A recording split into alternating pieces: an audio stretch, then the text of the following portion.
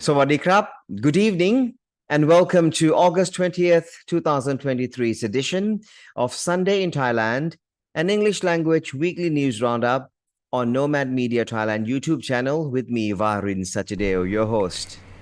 After two long weekends since the beginning of August, when the country celebrated significant Buddhist days and auspicious Queen Sirikit's birthday anniversary, the rest of August will see active working weekdays spiced up with the anxiety of who will be Thailand's 30th Prime Minister. Flashback to the end of July, 17 complaints were filed objecting the Parliament's resolution, which had rejected the renomination of Mr. Pitha for Prime Minister and claiming denying Pitha's second chance for nomination was a violation of their constitutional rights. The ruling is likely the final blow for Pitha's bid to become Thailand's 30th Prime Minister after 9 years of rule by an administration with deep military ties dating back to a coup in 2014. The court's ruling explained the case was dismissed because the petitioners were not the directly violated persons.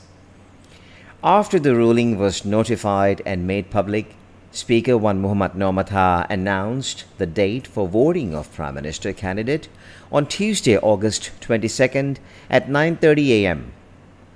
While the public assumed that Prime Minister candidate could be either Mr. Setha or Ms. Pathongthan from Pheu Thai Party, the number of votes required by the Parliament to approve either one of them does not seem to be enough. The Ruam Thai Sang Chat Party, which the members of Pheu Thai have always rejected all along, since the days of campaigning for the general election, has now come into the picture of the coalition government. This has made Move Forward Party furious, and name-calling is the game of the day. Ruam Thai Sang Chat is founded less than a year ago to provide a spare room for General Prayut, the outgoing Prime Minister, to continue his political endeavor. However, General Prayut resigned from the party and said he would end his political roles when he's out of the office. His withdrawal has been perceived as a strategic move to allow Ruam Thai Sang Chat to be free of the idea that the party is under the influence of a military figure. And so with Ruam Thai Sang Chat joining hands with Pheu Thai, the strategy appears to be working.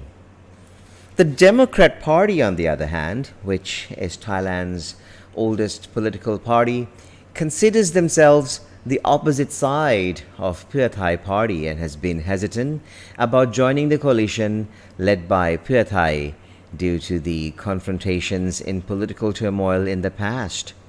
Supporters of the Democrat Party have continually voiced that Pheu Thai's agenda is to bring former Prime Minister Thaksin Shinawatra home with special arrangements including amnesty and royal pardon. Thaksin has been in exile for 17 years to avoid jail sentences for cases of corruption. While Move Forward Party's failure to make Pitha Prime Minister is its agenda to amend or rewrite Constitution Section 112 or the Lèse Majesty Law, Pheu Thai's latest and openly known agenda is to write a new constitution.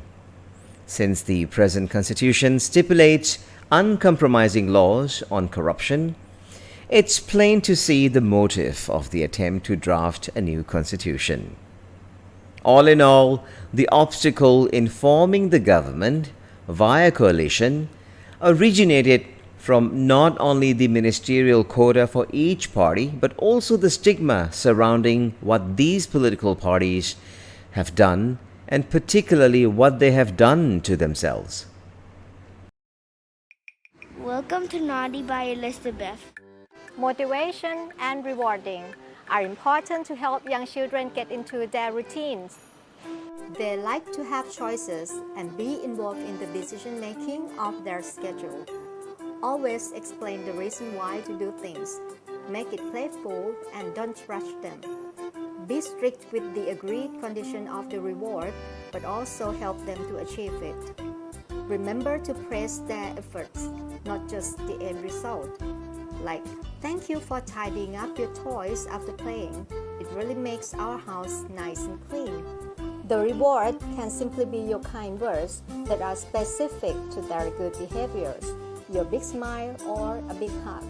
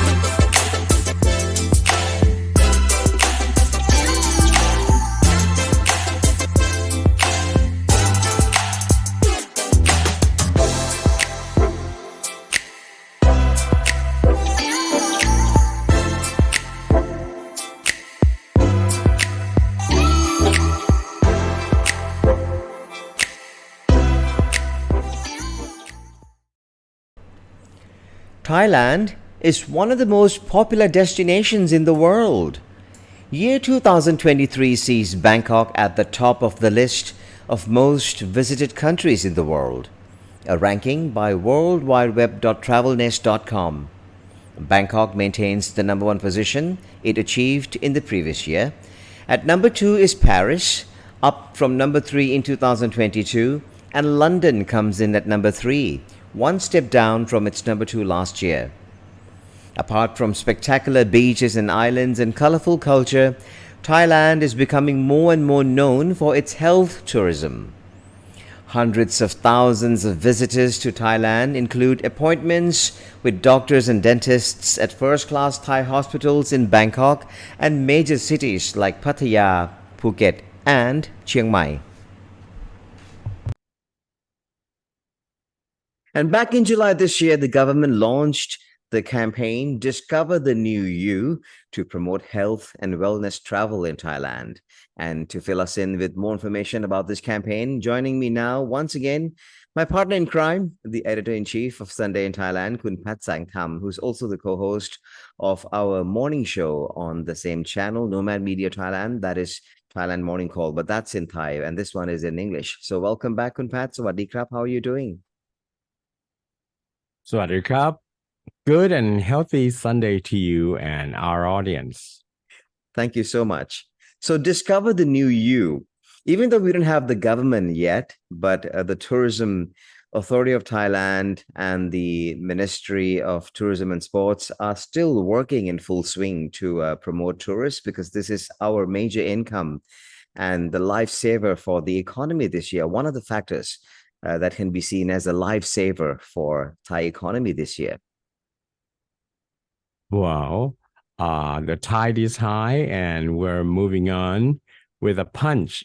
And first of all, I have to let the audience know that I'm not working for the Tourism Authority of Thailand or for this particular campaign, but this is a very interesting campaign. Discover the New You is about self-awareness. You know, we're talking about good physical health as well as healthy state of mind.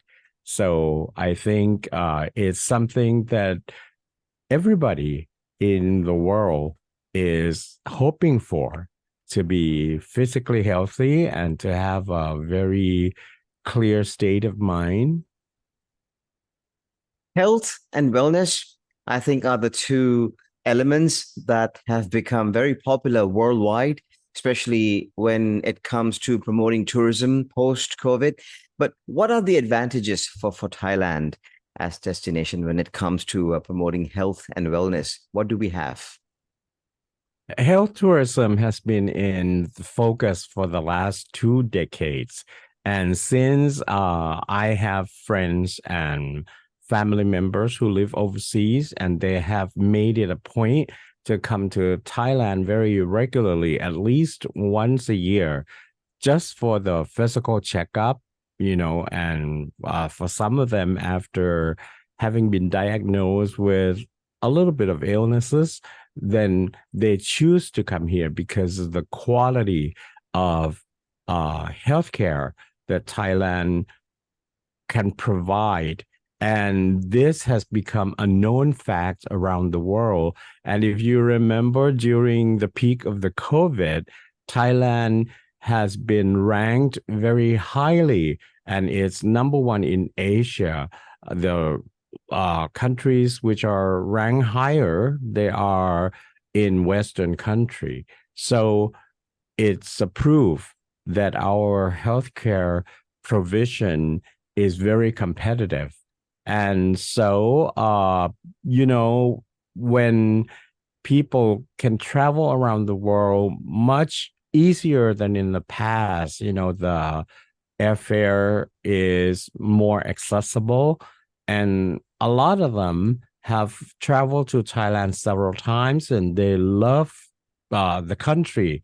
They have seen a lot of things. So they add a little bit of a personal agenda to it. So it's like catching two birds with one stone, to come and visit places and experience some fantastic cultural events, and at the same time take the opportunity to consult with physicians about their health. And what makes health tourism in Thailand very attractive is the price, because for what you can get in Thailand, compare with what you have to pay the doctor or the dentist back home in Europe or in America, is like 4 or 5 times less, So my cousins who lived in England, in Switzerland, and in America,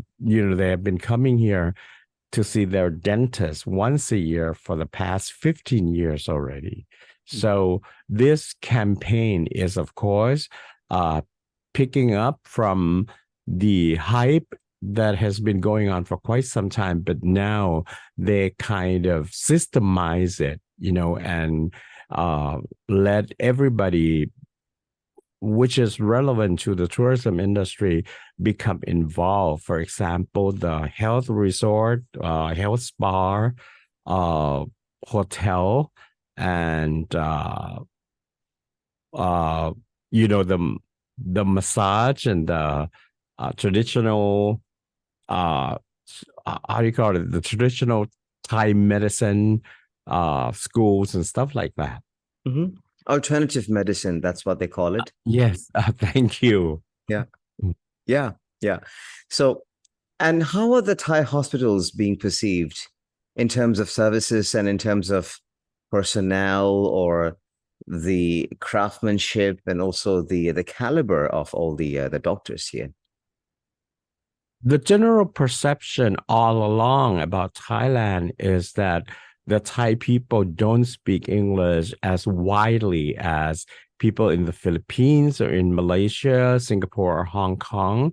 But then this has been improved remarkably, because the private hospitals in Thailand have got a lot of foreign visitors to the hospital, or patients basically, and they have focused on the proficiency of their personnel. So they have doctors who are fluent and have no communication problem. But on top of that, they also aware that every level of the hospital staff must be able to communicate in order to provide really good services even before seeing the doctor. So from the minute they get out of the car, walk in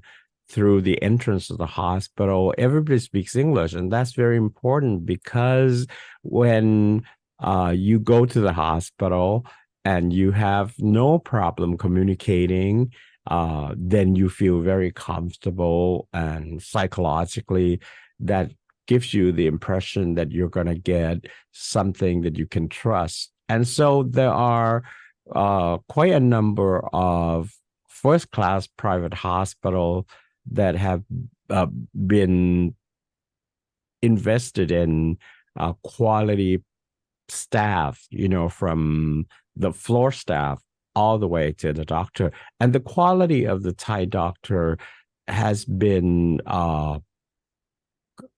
very known for quite some time. There are Thai doctors in hospitals in the United States and also in Europe. And then from words of mouth, those who have used the service of Thai hospital here have told their friends, and more are coming. But then we're not talking about illnesses only. We're talking about people who are healthy in general, but they want to improve the condition of their physicals and their mind in a lot of ways, and when we're talking about alternative medicine, people are trying to turn away from chemicals. And so alternative medicine is the answer. And Thailand is no doubt famous about this because in a tropical region, there are a lot of herbs and traditional wisdom about healing.